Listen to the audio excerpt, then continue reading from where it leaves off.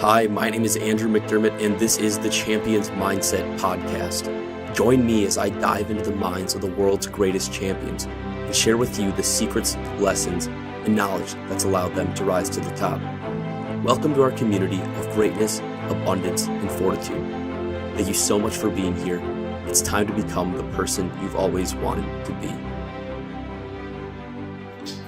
This is the Champions Mindset Podcast presented by First Finisher. I'm your host, Andrew McDermott, and today is the very first episode of my weekly podcast. And so this is going to be different than the interview style shows. Instead, every Monday morning, I'm going to be releasing a solo podcast, so you're stuck with just me. That's going to be something like a current events, almost like the news, but the complete opposite of what you'd see on the local TV station.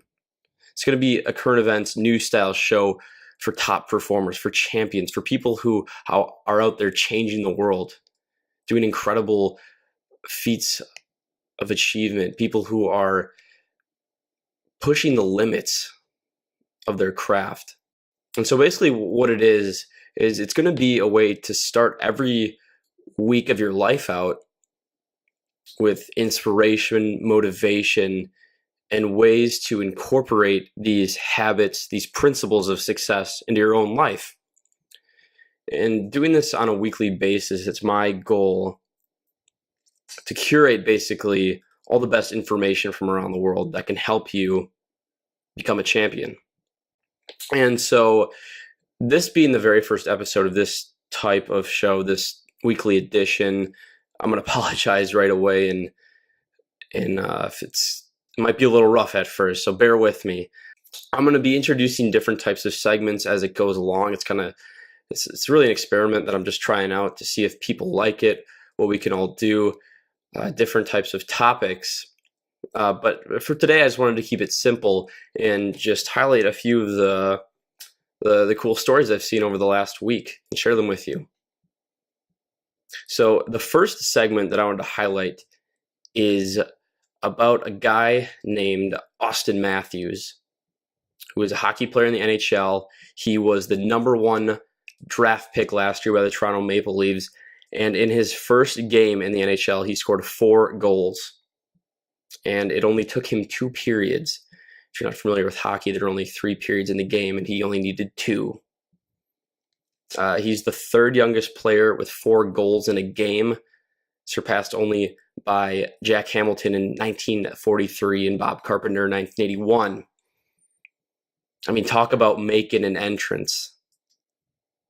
This kid already has the pressure of the world on him. He's 19 years old. He's the number 1 pick in the draft, and he comes out and scores 4 goals. And no one else has done that before. It's amazing.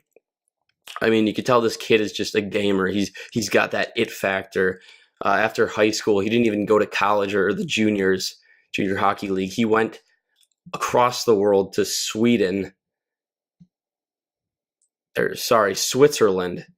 and played pro hockey there. 18 years old, just a kid in a foreign country. And the thing is about this game is Toronto actually lost. They lost 5-4. All 4 goals coming from Auston Mathews. And, so despite this historic game from him, Mathews took responsibility for this loss. At the end of the game, he failed to pick up Kyle Turris coming into the Toronto zone. Turris took a pass from Mark Stone with Mathews chasing and fired a shot by the Toronto goalie Frederik Andersen. About the play, Mathews said that this was 100% my fault. We came here to win, and we didn't get that done. Meanwhile, just scored 4 goals in his first game, made history.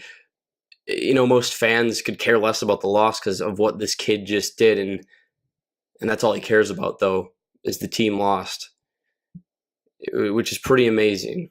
Mathews said, "You don't get too many of those games. It's just one game. Take it, move forward, focus on the next one. It just happened to be a great night individually, especially for our line." That's amazing responsibility. It's amazing maturity. And even in the short time he's been on this team, through training camp, One of the team captains says he's a man. He's 19 years old, but he acts like he's 27. He has great maturity. If you meet his mom and dad, you're thoroughly impressed with the kind of people they are and the respect he has for his mom and sisters, the kind of guy he is.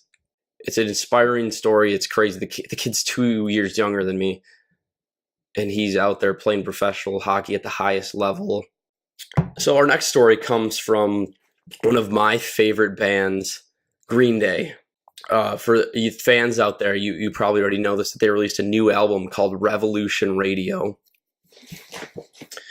Green Day has been a band for over 30 years. They got inducted into the Rock and Roll Hall of Fame last year, and they're really one of the most successful rock bands in history. This last album that they just released is one of my favorite. And it's amazing that they're still producing at this high of a level. You know, they have nothing else to prove.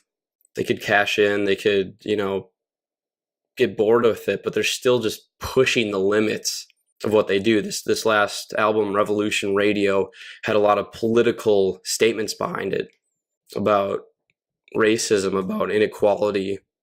So even after all these years, these guys are still out there to make a statement, to change the world, to use this medium of music that's so powerful to so many people to try and make change. I was listening to an interview with them when they were on the Howard Stern show, and they were talking about their early years as a band, because Billy Joe Armstrong, the lead singer of Green Day, was actually, he just starred in his first movie called Ordinary World. Basically what it's about is about this guy named Perry who was in a punk band, and it just didn't work out. It's basically like, what if Billy Joe Armstrong was in Green Day and it didn't work out? And so on the Howard Stern show, when they were talking about Ordinary World, and he was asking about the movie and where the inspiration came from, what it was like, what if it didn't work out? And Billy just kind of said, it didn't matter. When I was 18 years old, I moved out of my house, and I moved into a warehouse, a commune with 20 different people, a bunch of artists and musicians, punks, and they lived just like bums, junkies, thugs, hanging out in this warehouse, not paying any rent. They went to the bathroom outside. Billy said it's no place you wanted to walk around at night, but it's a neat warehouse where you can play basketball and stuff. And listening to him talk about this, and he was asked by Howard, what was the goal of the band back then? Did you guys know we were going to be this big? What was that like? And he was like, Billy just said, nah, man. Our dream was to be able to make enough money to play music for the rest of our lives, just to make a living. Now they've sold over 100 million records, but it was never the goal to, money or fame was never their inspiration, their motivation. It was just about music, what they loved. The song Welcome to Paradise by them is actually about that warehouse that they lived in when they were 18 years old. Trey Cool, the drummer, when he was asked about that, said, it's like everything sucks, but we're having fun anyways. We'll look you in the eye and still smile, even if horrible things are happening. And that's just a testament to doing something that you truly love. And not just love for yourself, but something that you believe can change the world, make the world a better place, whatever type of goal you have behind it. So much of Green Day's music is outwardly focused on issues in the world, personal issues that people deal with, and they're one of my favorite bands. I definitely recommend their new album. It's incredible.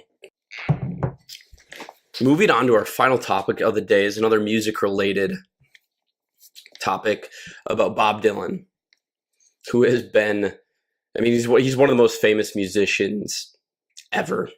He's been in the business for over 50 years, and he just won the Nobel Prize in literature, an honor that elevates him into the company of T.S. Eliot, Gabriel Garcia Marquez, Toni Morrison, and Samuel Beckett. Bob Dylan, who is now 75, is the first musician to ever win this award, and his selection on Thursday is perhaps the most radical choice in a history sketching back to 1901. It's a huge debate now whether he deserves this, whether his song lyrics have the same artistic value as poetry or novels. But regardless, it's an incredible achievement. Like I said, it's something that's never been done Sarah Danius, a literary scholar and permanent secretary of the 18-member Academy, called Dylan a great poet in the English-speaking tradition and compared him to Homer. Asked if the decision was to award the prize to musicians signaled a broadening in the definition of literature, Miss Danius responded, "The times they are a-changin'," which, if you're a fan, you know is one of Bob Dylan's most famous songs. Billy Collins, the former United States Poet Laureate, argued that Mr. Dylan deserved to be recognized not merely as a songwriter, but as a poet. Collins said, "Most song lyrics don't really hold up without the music, and they aren't supposed to.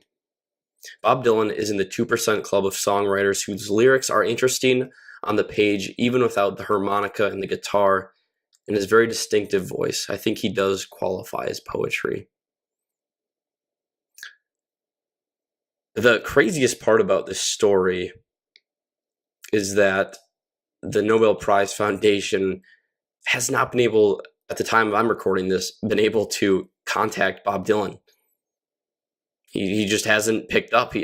Nobody knows why. Does he not care at all? It's crazy, but it almost just goes to show for him that it is just all about the music, and that brings me to the last part of this show, which I want to do every week, and it's going to be the quote of the week. And it's sort of cliche, the whole quote thing. A lot of the stuff I see on social media, on the internet, really bothers me because it's a lot of motivational quotes that lack any substance or action behind them. But what I want to do is be able to give you a quote every week that really means something, that has actionable advice behind it. And I want it to be something that you really are aware of all week, to keep it in your mind, to apply these principles. And so this quote is from Bob Dylan, and he said, "A man is a success if he gets up in the morning and gets to bed at night, and in between he does what he wants to do." And that's so simple, but it couldn't be more true. So just think about that this week. When you get up, and in between, by the time you're laying in bed at night, ask yourself, did I do something today that I truly wanted to do? That if you took any money out of it, if you took any fame, any status symbols, would you choose to do that? So that was the first episode of the weekly show, the weekly edition of the Champion's Mindset. Like I said, I apologize if it was a little rough, if I was rushed, if I made any mistakes. This is definitely and will be a developing show. I want to introduce different segments to it. I want it to be very interactive with the listeners and have with the other show, or the interview style shows, a community built around it.